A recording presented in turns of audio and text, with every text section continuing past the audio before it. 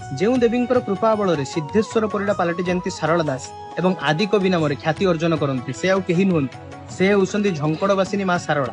ମା ହେଉଛନ୍ତି ଅଦ୍ୱିତୀୟ ଅଷ୍ଟଭୁଜା ମହିଷାମର୍ଦିନୀ ସ୍ୱରୂପ। ଗୋଟେ ହାତରେ ଶୂଳ, ଅନ୍ୟ ହାତରେ ମହିଷାସୁରର ସିଂହକୁ ଧରିଥିଲା ବେଳେ ଅନ୍ୟ 6ଟି ହାତରେ ଧନୁ, ଖଡ୍ଗ, ଢାଲ, ବୀଣା, ପୁସ୍ତକ ଏବଂ ଘଣ୍ଟି ଧରିଛନ୍ତି। ମା ଏକାଧାରରେ କୃପାମୟୀ ସ୍ୱରୂପ ସହିତ ଯୁଦ୍ଧକାରୁଣ୍ୟ, ସମନିଷ୍ଠୁରତା ଓ ବାଗ୍ଦେବୀ ମଧ୍ୟ।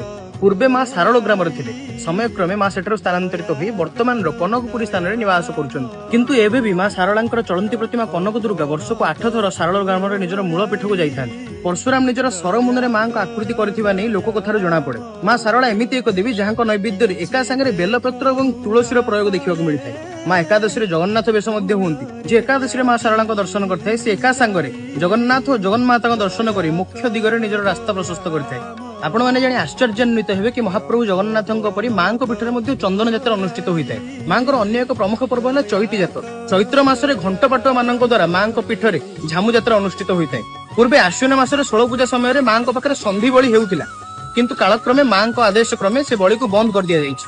ମହାଷ୍ଟମୀ ଦିନ ମାଙ୍କ ପାଖରେ 108 ଭୋଗହାଣ୍ଡି, ଏକ ବିଶିଷ୍ଟ ପଣା ଏବଂ କାଳିକା ନୃତ୍ୟ ଅନୁଷ୍ଠିତ ହୋଇଥାଏ। ଆପଣମାନେ ମହାଷ୍ଟମୀରେ ମାଙ୍କ ପାଖକୁ ଯାଆନ୍ତୁ ଏବଂ ଏହି ଦିବ୍ୟ ଅନୁଭୂତିର ପ୍ରତ୍ୟକ୍ଷଦର୍ଶୀ ରୂପେ ନିଜକୁ ରୋମାଞ୍ଚିତ କରନ୍ତୁ। ଜୟ ମା ସାରଳା।